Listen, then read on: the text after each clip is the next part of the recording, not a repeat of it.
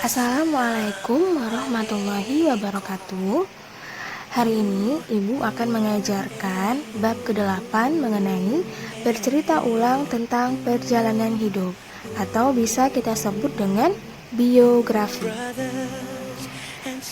Nah, di materi ini kamu harus mampu menceritakan ulang biografi.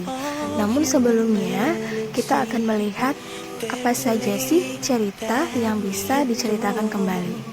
Jenis-jenis cerita ulang yaitu yang pertama, kisah perjalanan, lalu biografi, lalu cerita rakyat, lalu cerita prosedur. Nah, siapa yang tahu ini gambar tokoh siapa? Yang pertama adalah Insinyur Soekarno, dan yang kedua adalah Haji Agus Salim. Nah, kita masuk mengenai materi biografi. Biografi dibagi dua berdasarkan dengan sisi kepenulisannya. Yang pertama dinamakan dengan biografi, dan yang kedua dinamakan dengan autobiografi. Nanti kita akan melihat apa sih perbedaan biografi dengan autobiografi. Selanjutnya kita masuk ke biografi berdasarkan izin kepenulisannya.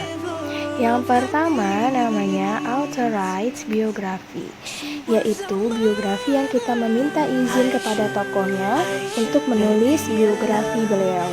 Dan yang kedua dinamakan dengan unauthorized biography, yaitu biografi yang kita tidak meminta izin kepada tokoh tersebut dengan alasan tokoh tersebut telah meninggal dunia ataupun sulit ditemui. Namun sebaiknya selama tokoh itu masih ada, kita harus menempuh jalan yang pertama, yaitu authorized biography. Nah, kita akan masuk ke perbedaan biografi dengan autobiografi. Jadi, biografi ini adalah teks yang menceritakan tentang riwayat hidup seorang tokoh yang ditulis oleh orang lain berdasarkan dengan fakta dan keadaan tokoh tersebut. Jadi, perbedaannya dengan autobiografi adalah biografinya ini ditulis oleh diri sendiri, berbeda dengan si biografi yang ditulis oleh orang lain.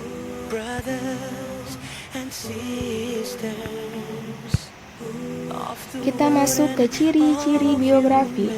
Yang pertama, biografi memuat fakta. Jadi, biografi ini harus sesuai dengan data-data dan informasi-informasi yang akurat mengenai tokoh tersebut. Yang kedua, biografi berbentuk narasi. Narasi itu maksudnya adalah penceritaan. Jadi bentuknya ini merupakan paragraf-paragraf penceritaan mengenai si tokoh tersebut. Yang ketiga, biografi itu harus berdasarkan dengan pengalaman hidup tokoh tersebut. Berarti berdasarkan dengan hal-hal yang telah dialami sendiri, hal-hal yang telah dilewati oleh tokoh tersebut. Dan yang berikutnya adalah memiliki kisah yang dapat diteladani, atau kita dapat mengambil sisi positif dan suri tauladan dari tokoh tersebut. Apa sih itu fakta? Nah, fakta merupakan hal yang sangat penting dalam teks biografi karena setiap isi teks tersebut harus dapat dipertanggungjawabkan dan ditelusuri sumbernya. Kita masuk ke struktur biografi. Struktur biografi bisa kita singkat menjadi OPR. Nah, apa sih OPR ini? Yang pertama, orientasi. Yang kedua, peristiwa penting. Yang ketiga, reorientasi. Kita masuk ke yang pertama. Orientasi itu sering kita temui di setiap teks. Jadi, orientasi itu merupakan bagian pengenalan tokoh yang berisi gambaran awal mengenai tokoh tersebut. Biasanya dimulai dari namanya, tempat tanggal lahirnya, lalu siapa orang tuanya. Orientasi itu masih bersifat umum, berbeda dengan bagian struktur yang kedua, yaitu peristiwa penting. Peristiwa penting ini berisi mengenai peristiwa-peristiwa yang dialami tokoh, yang biasanya berisi hal-hal yang bersejarah, menyenangkan, menyedihkan, atau bahkan unik mengenai tokoh tersebut. Jadi perjalanan hidupnya banyak diceritakan di bagian struktur peristiwa penting. Yang ketiga atau yang terakhir namanya reorientasi. Reorientasi itu berisi bagian penutup yang di dalamnya ada pandangan dari penulis kepada tokoh yang diceritakan.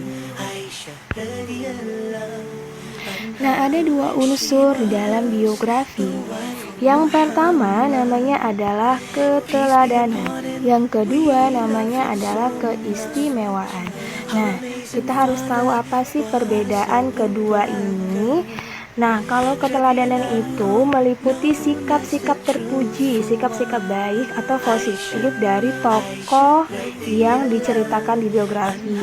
Kalau keistimewaan itu meliputi kelebihan atau keahlian yang dimiliki oleh tokoh tersebut. Jadi jangan terbalik ya, kalau keteladanan itu sikap positif, kalau keistimewaan itu adalah kelebihan. Ada beberapa sumber yang bisa kita jadikan referensi untuk membuat atau menulis biografi. Yang pertama buku sejarah, yang kedua internet, yang ketiga buku referensi, yang keempat bisa melalui wawancara, dan yang kelima bisa melalui surat kabar, majalah, ataupun koran.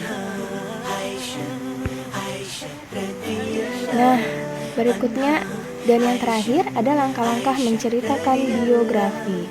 Nah, langkah-langkah ini bisa kamu sesuaikan dengan kemampuan kamu sendiri. Tidak harus mengikuti langkah-langkah ini, yang penting kamu bisa menyimpulkan biografi tersebut tanpa melupakan sumber-sumber dan juga struktur-struktur untuk menceritakan biografi. Yang pasti kamu harus tentukan dulu kamu ingin membaca biografi tokoh siapa, dan kamu harus membaca teks biografi itu dengan saksama. Lalu kamu harus menentukan ide pokok dan isi pokok dari setiap biografi yang kamu bacakan. Lalu yang ketiga, kamu harus mengumpulkan informasi penting mengenai biografi tokoh tersebut yang dilengkapi dengan berbagai sumber. Lalu berikutnya kamu harus menyesuaikan dengan struktur yang telah kita pelajari tadi, yaitu OPR. Dan kamu bisa menceritakan biografi itu dengan runtut atau sistematis atau teratur dan dengan kalimat yang mudah dipahami oleh orang lain. Baiklah, sekian dari pembelajaran biografi kita. Nantinya Ibu akan memberikan contoh penulisan biografi. Oke, sekian dan terima kasih.